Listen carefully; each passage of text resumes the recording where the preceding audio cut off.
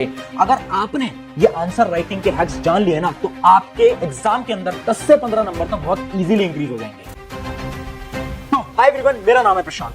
पता है आपको, इस वीडियो को बनाने से पहले मैंने लाखों स्टूडेंट से बात करी है और बहुत सारे टीचर से भी बात करी है। ये मुझे ये बताया कि एक बच्चा आंसर क्या लिखकर आ रहा है उससे उतना फर्क नहीं पड़ता, बट फर्क इस बात से पड़ता है कि वो अपने आंसर को किस प्रकार से लिखकर आता है। अगर वो अपने आंसर के लिखने समय कुछ ऐसे स्टेप्स को फॉलो करता है ना तो आराम से उसके मार्क्स इंक्रीज हो सकते हैं। और उन्होंने ये भी बताया कुछ नॉर्मल गलतियां हैं जो कि स्टूडेंट्स करते हैं जिनकी वजह से उनका आंसर सही होता है, बट फिर भी टीचर उनके थोड़े बहुत मार्क्स कट कर लेते हैं। मैंने उनसे वो सारी प्रॉब्लम, सारी गलतियां पूछी और वो सारी गलतियां मैं आज तुम्हें बताने भी वाला हूं, जिसके अंदर सबसे बड़ी गलती है बैड राइटिंग। बहुत सारे टीचर्स ने बोला कि जो बैड राइटिंग है ना, एक बहुत बड़ी मिस्टेक है और इसकी वजह से भी नंबर कट सकते हैं। दूसरी चीज है स्लो स्पीड। बहुत सारे स्टूडेंट्स हैं जिनकी स्पीड जो है वो बहुत स्लो है, जिसकी वजह से क्या होता है ना, उनका पेपर ही छूट जाता है। और ये तो आपके साथ भी हो गया होगा। अभी मैं आपको एक एक्टिविटी करने को देता हूं। आप क्या करो, आप ना कमेंट सेक्शन में जाओ और अपना नाम एक बार टाइप करो। एक बार टाइप करना फटाफट से। आपने एक बार टाइप करके देखा होगा तो आपको पता चला होगा कि आपने मात्र 1-2 सेकंड के अंदर अपना पूरा नाम टाइप कर दिया।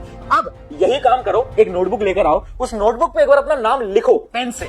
जो आप लिखोगे तो आपको 5 से 6 सेकंड लग जाएंगे। यानी हम टाइप तो फास्ट कर सकते हैं, बट हम जब आंसर लिखते हैं, अपना नाम कॉपी पे लिख रहे हैं, तो हमें उसमें बहुत टाइम लग रहा है। तो आखिर हम स्पीड को इंक्रीज कैसे करें? जैसे मेरी टाइपिंग स्पीड है उतनी कैसे इंक्रीज करें, वो भी तुम्हें आज मैं बता दूंगा। उसके अलावा कट्स इन दी आंसर। बहुत सारे टीचर्स ने बोला कि वो जो स्टूडेंट्स हैं ना, जो कि आंसर में बार-बार कट लगाते हैं, उससे टीचर बहुत ज्यादा इरिटेट होते हैं। उसके अलावा याद नहीं रहता। बहुत सारे स्टूडेंट्स की ये प्रॉब्लम है आज के समय पर कि वो पढ़ के जाते हैं बट एग्जाम के टाइम पे याद नहीं रहता। तो जो सारी प्रॉब्लम्स है ना, इन सारी प्रॉब्लम्स का एक एक करके सोल्यूशन जानेंगे। सबसे पहले समझते हैं आपकी पहली प्रॉब्लम, जो कि है बैड राइटिंग। मैंने बहुत सारे टीचर से बात करी, बैड राइटिंग से फर्क पड़ता है या नहीं फर्क पड़ता, तो सभी टीचर ने बोला हाँ फर्क तो पड़ता है, बट फर्क तब पड़ता है जब राइटिंग इतनी बेकार है कि वो पढ़ने में ना आए।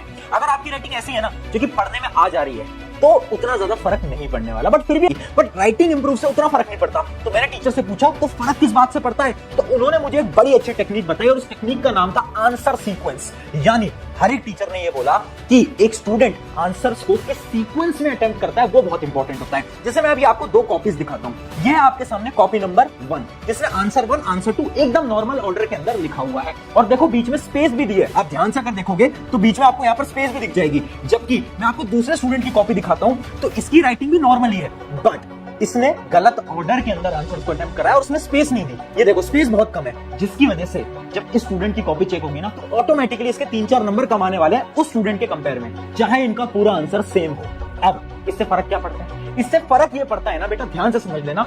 हर एक टीचर ये बोलता है कि अगर आप एक नॉर्मल ऑर्डर के अंदर अपने आंसर को अटेम्प्ट करोगे ना तो टीचर को कॉपी चेक करने में बहुत आसानी होगी। 1 2 3 4 5 6 इस ऑर्डर में। अगर आपको कोई क्वेश्चन नहीं आता तो उसको ना लास्ट में अटेम्प्ट करो, बट बीच में अटेम्प्ट मत करना। अगर आप बीच में अटेम्प्ट करते हो तो टीचर को बड़ी फ्रस्ट्रेशन होती है। और एक कहावत है, बड़ी ध्यान से उसको याद कर लेना, जितना कम समय एक टीचर आपकी कॉपी चेकिंग में बिताएंगे उतने ज्यादा आपके मार्क्स आएंगे। ये बहुत इंपॉर्टेंट है। ये अपनी पहला एक।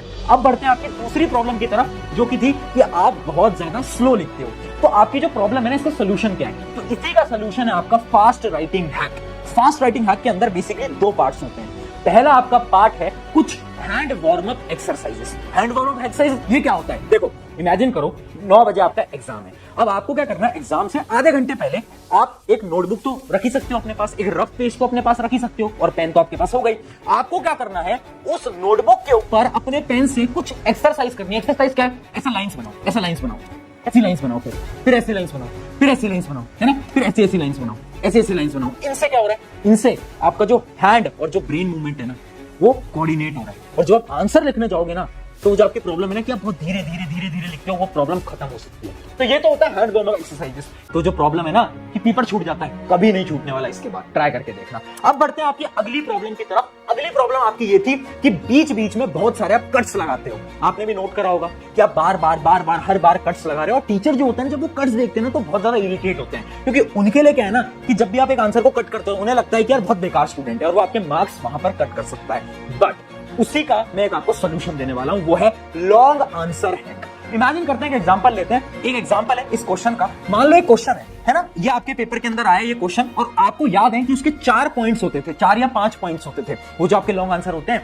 अब आपको क्या करना है, आपको अपने जो आपकी आंसर शीट है उसके लास्ट पन्ने पे जाना है, उस लास्ट पन्ने के ऊपर हेडिंग डालनी है रफ। क्या लिखना है? रफ। अब आप उसके अंदर कोई भी रफ का काम कर सकते हो, कोई भी टीचर कुछ नहीं बोलेगा, ठीक है। आपने हेडिंग डाली रफ, और उसके अंदर आप एक बार दिमाग से सोच लेना कि कौन कौन से 5 पॉइंट आप लिखने वाले हो। अब क्या करो, अब फटाफट से कॉपी पलटो, यहां पर आ जाओ और यहां पर पूरी तरीके से उनको एक्सप्लेन करके वो 4-5 पॉइंटर यहां पर तुम लिख दो। इससे क्या होगा? इससे आपकी कटिंग अवॉइड होगी। अब आते हैं आपकी अगली प्रॉब्लम की तरफ, जो कि याद नहीं रहता। याद नहीं रहता तो उसका एक बहुत सिंपल सोल्यूशन है, एक बहुत सिंपल हैक है। वो हैक क्या बोलता है, एक बार ध्यान से देखना। हैक का पहला स्टेप है रिकॉल दी चैप्टर। यानी आपको क्या करना है, सबसे पहले आपको कोई आंसर याद नहीं आ रहा तो आप ये देखो कि वो किस चैप्टर का है।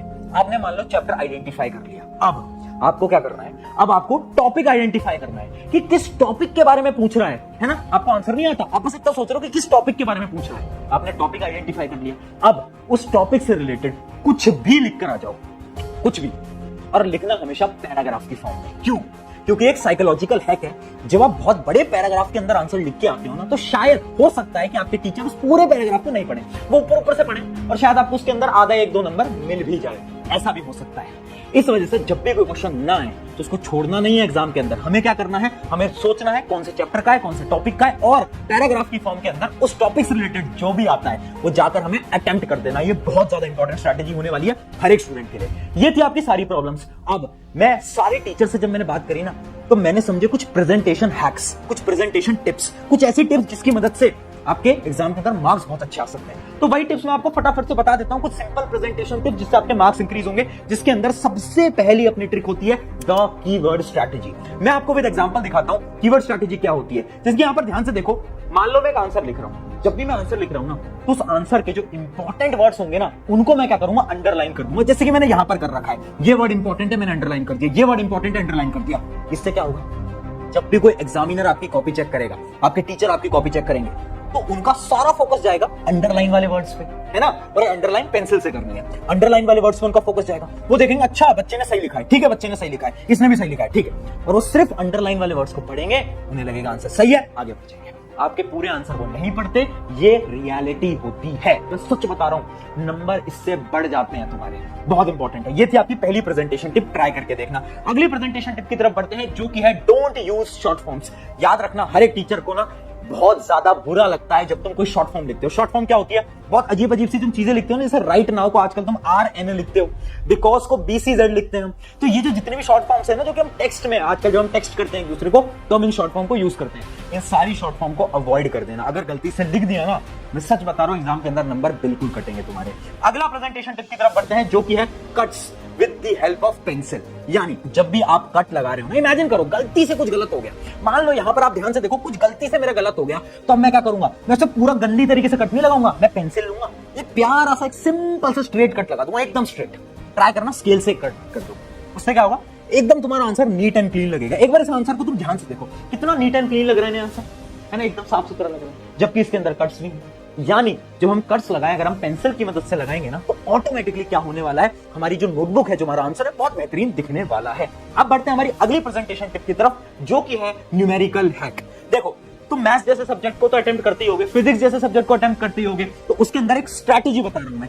जो भी तुम्हारा आंसर है ना, उसको बॉक्स के अंदर बंद कर देना और यूनिट्स लिखना मत भूलना। एक एग्जांपल के साथ समझाता हूं। ये 2 नोटबुक है, इनके अंदर देखो डिफरेंस क्या है। ये एक स्टूडेंट की नोटबुक है, इसने क्या करा, फाइनली बस आंसर लिख के यहां पर छोड़ दिया है। तो अब जब टीचर आएगा ना कॉपी चेक करने, तो पूरी की पूरी कैलकुलेशन चेक करेगा। बट हमने क्या करा, हम थे स्मार्ट स्टूडेंट, हमने क्या करा, फाइनल आंसर्स को यहां पर देखो बॉक्स के अंदर ऐसे बंद कर दिया। अब इससे क्या होगा, अब जो टीचर है ना, वो पूरी कैलकुलेशन चेक नहीं करेंगे, वो देखेंगे अच्छा इसका पूरा आंसर सही है, अच्छा ये आंसर भी सही है, ठीक है, मतलब पढ़ने वाला बच्चा है, आगे बढ़ जाओ। ये टेक्निक न्यूमेरिकल के अंदर हमेशा से बॉक्स के अंदर करोगे ना, छोटी छोटी टेक्निक से बहुत ज्यादा हेल्पफुल हो सकती है। अब बढ़ते हैं हमारी फाइनल टेक्निक की तरफ, फाइनल प्रेजेंटेशन टिप की तरफ, जो कि है डिफरेंस वाले क्वेश्चंस। आपने देखा होगा बार बार सवाल आते हैं कि 2 चीजों के बारे में डिफरेंस बताओ।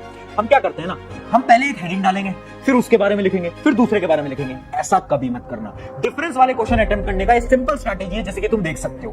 तुम्हें क्या करना है, एक बॉक्स बनाना है, एक तरफ एक लिखना है, दूसरी तरफ दूसरी चीज लिखनी है, और उनकी ऐसे डेफिनेशंस वगैरह, इनके सारे डिफरेंसेस पॉइंट वाइज लिखने हैं। कभी भी डिफरेंस पैराग्राफ में मत लिखना, नंबर कट सकते हैं। हमेशा ट्राई करना, डिफरेंस लिख रहे हो तो ऐसे एक बॉक्स बनाओ, बीच में लाइन बनाओ, और यहाँ पर पॉइंटर के हिसाब से तुम डिफरेंसेस लिख कर आओ।